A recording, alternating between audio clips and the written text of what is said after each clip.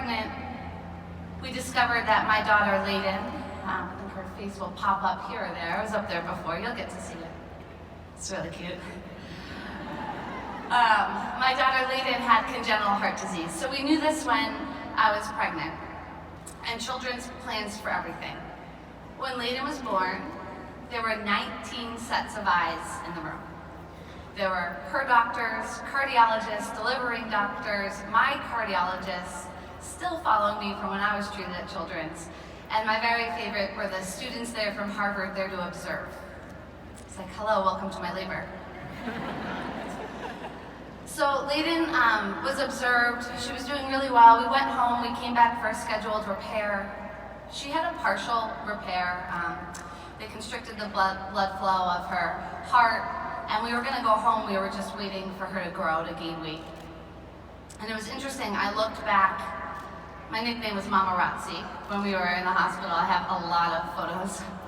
And I looked back, and on April 28th of 2014, when we were in the hospital, so this day, in 2014, Layden was mesmerized by the mobile, like the little mobile. Like, she was very, very fascinated by it, and I kind of laughed thinking about that. And there was other pictures of us online shopping. These are the things that we did when we were at the hospital. But subsequent complications arose, and when Layden did go in to have her full heart repair in May, she had undiagnosed intestinal damage. So what happened was her stomach began expanding. So she had 2 heart repairs, and now was going in for an intestinal repair. We ended up spending 99 nights in the hospital. 50 of those she was unable to eat or be held. Through all of that time in the machinery, Boston Children's was by our side. And it wasn't just the science, right? As they talked about before, there are all these other supports. So while she was on ECMO, and if you're not familiar with ECMO, it's essentially a machine that kept her alive during this time. It required a 24/7 staff. In addition to that, staff came and did Reiki. I was given a massage, a safe place to cry. The supports that they provided were so above and beyond the treatment. When I left that hospital in June of 2014, Layden didn't make it home. She lost her battle at Boston Children's Hospital. And you would think that that's where my journey with Boston Children's Hospital ended, but it didn't. Children's continued to hold space for me as a mom. They provide supports to bereaved parents. At the most vulnerable and broken moments of my life, they were there to step in.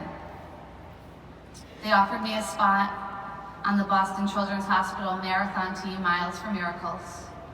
When Layden and I were in the hospital in 2014, I had promised her that we would run the Boston Marathon for Children's Hospital the following year. And Boston Children's allowed me to do so. And it's at this point that I really first understood the power of yoga, the power of what all of you are doing today. See, I had practiced yoga before. Layden and I did prenatal yoga. But it wasn't until after she passed, I could run this marathon, I could lift weights, I could do all of these things. It took me a year after losing my daughter Layden before I could get back on my mat. And that's when I realized the work we do on our mats is really powerful.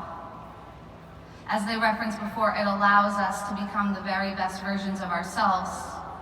For me, it was the place where I had to start to piece myself back together. And from that, and finding that healing space, so it was a combination of the supports of Boston Children's Hospital and the space of my yoga mat that my healing journey began. And in my healing journey, with those 2 things together, I was really able to find a way that I could honor my daughter Layden. On my mat, I was able to piece myself back together and practicing the things that are so much larger than the postures that all of you know so well.